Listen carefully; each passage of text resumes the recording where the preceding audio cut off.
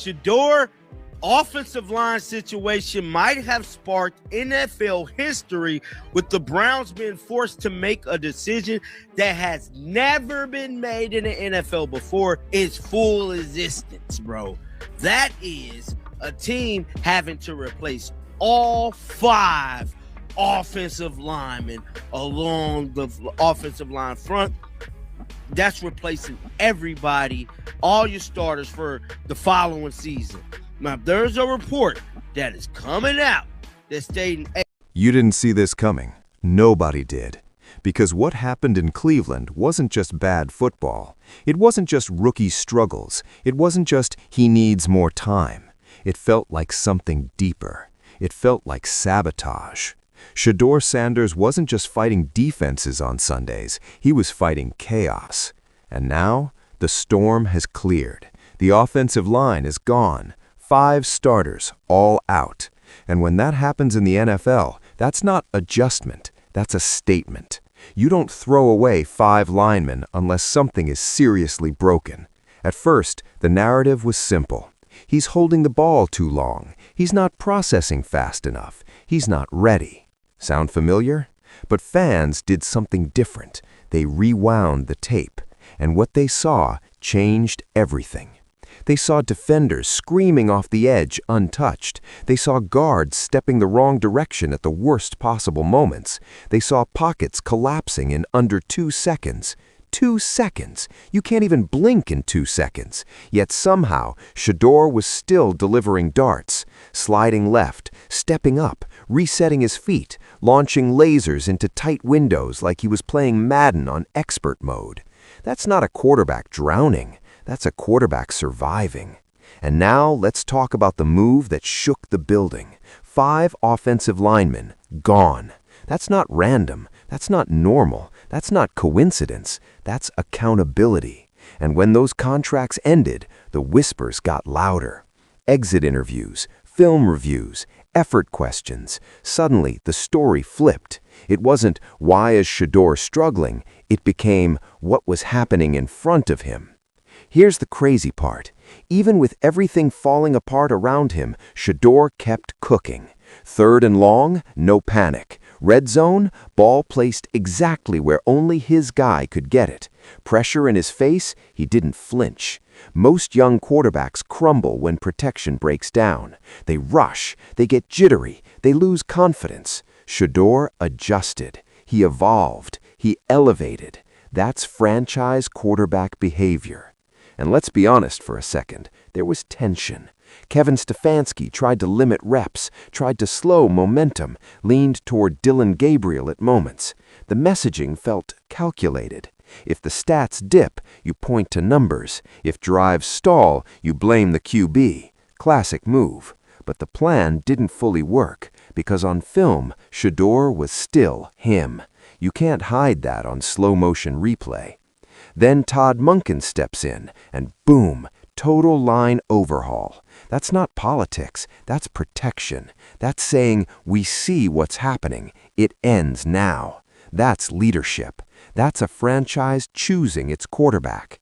Because here's the truth about the NFL. When you believe in your guy, you build around him. You don't test him, you don't limit him, you empower him. And Cleveland finally picked a side. Now, fast forward to 2026. The draft board is loaded. 2 first-round picks, 10 total selections, mock drafts flying everywhere, Matt Miller predicting linebackers, analysts debating positional value. But let's simplify it. If the pick doesn't help Shedeur, it doesn't help the Browns. Period. This draft isn't about best player available. It's about best player for Shedeur Sanders. Offensive line depth? Yes. Receivers who run crisp routes? Yes. Playmakers who block on scramble drills? Yes. Linebacker at 39? Cool. But protection and chemistry come first. Speaking of chemistry, let's talk about wide receivers. Isaiah Bond, you see it. Growth, sharp routes, timing improving every week, connection building naturally. That's what alignment looks like. Jerry Jeudy? Talent is there, but the chemistry hasn't always clicked. And in this new era, vibes matter. Culture matters. If you're synced with the quarterback, you thrive. If you're not, you're replaceable. This isn't personal, it's structural. When your quarterback is your identity, everything else adjusts to him, not the other way around. Now, imagine this. 3rd and long, but the pocket holds. Red zone, but no free rusher screaming off the edge. 2 seconds turns into 3.5. That changes everything. Because if Shedeur was already making magic in chaos, what happens with stability? What happens when 5 linemen move as one unit? What happens when receivers break on time? What happens when the building is aligned? You don't get survival, you get domination. Let's be clear, the sabotage era is over. The Stefanski chapter, closed. The offensive line reset, done. The excuses, gone. Now the spotlight is real. And here's the twist. Pressure doesn't scare Shedeur. He's been living in it. He thrived in it. He proved something through adversity that you can't teach. Composure, poise, leadership. He didn't fold when the pocket collapsed like lawn furniture. He stepped up. Now imagine him stepping up in a system designed for him instead of against him. This isn't just a rebuild anymore. This is identity formation. Cleveland finally understands something powerful. When you have a superstar quarterback, you don't question him. You commit to him. Every draft pick, every roster decision, every locker room conversation. One message: protect the quarterback, empower the quarterback, align with the quarterback, or move on. And here's what's scary for the league. Shedeur already showed he can survive dysfunction. Now he's about to play in alignment. That's dangerous, because talent under pressure is impressive, but talent with support, that's unstoppable.